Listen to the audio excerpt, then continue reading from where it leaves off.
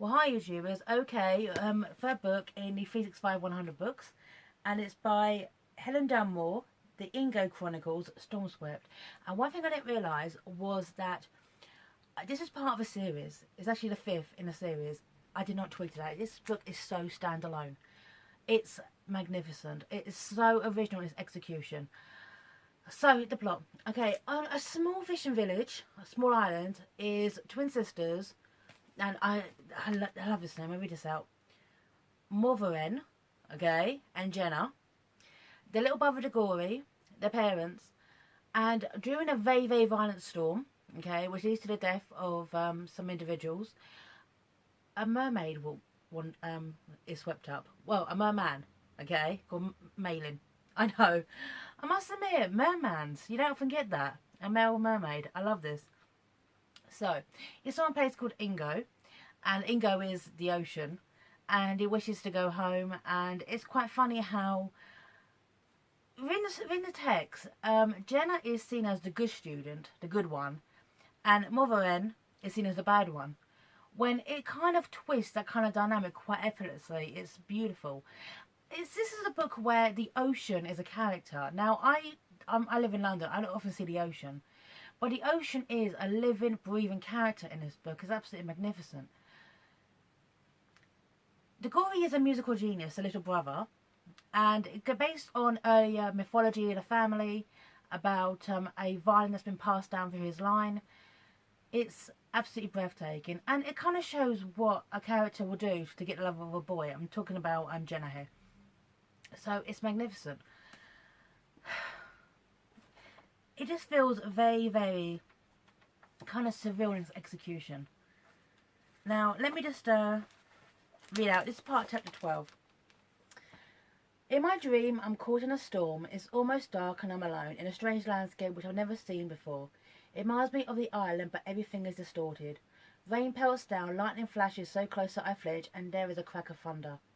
Lifeless trees lash in the wind like angry skeletons as I try to run, but the air is heavy with treacle and my legs won't work. The use of symbolism in this book is breathtaking.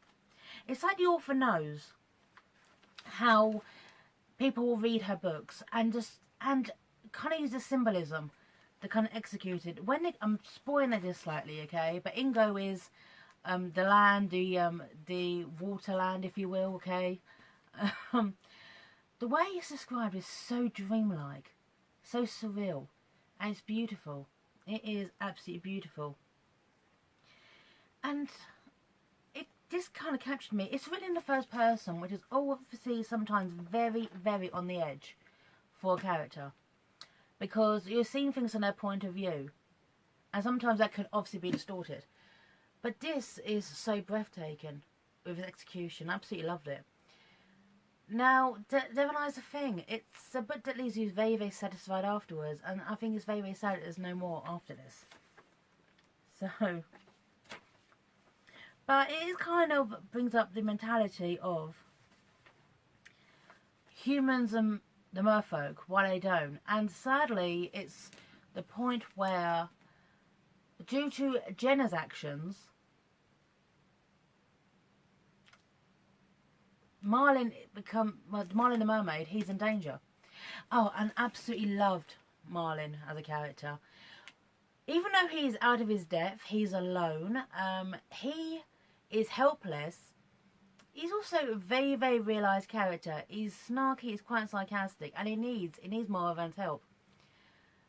It's absolutely beautiful. Now, Moravan really, really pulls out the stops trying to get Marlin to safety, this mermaid, or merman. And I absolutely love this book. So, it's original. It is very, very original. It's a book where the sea itself is a character, a living, breathing entity. And it is quite funny how, due to like a family mythos, like a bloodline, if you will, Moravan, Motheren, I keep calling her that. She's called to the sea due to like her blood, but she's kind of torn between sea and shore. So, I'm shouting out to this book. It is, as the blurb said, beautifully atmospheric. It can be set any time. It's set in the present day. They talk about mobile phones and lack of reception.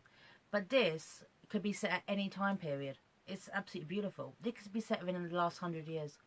Helen Dunmore, and I've never read any of her work until now.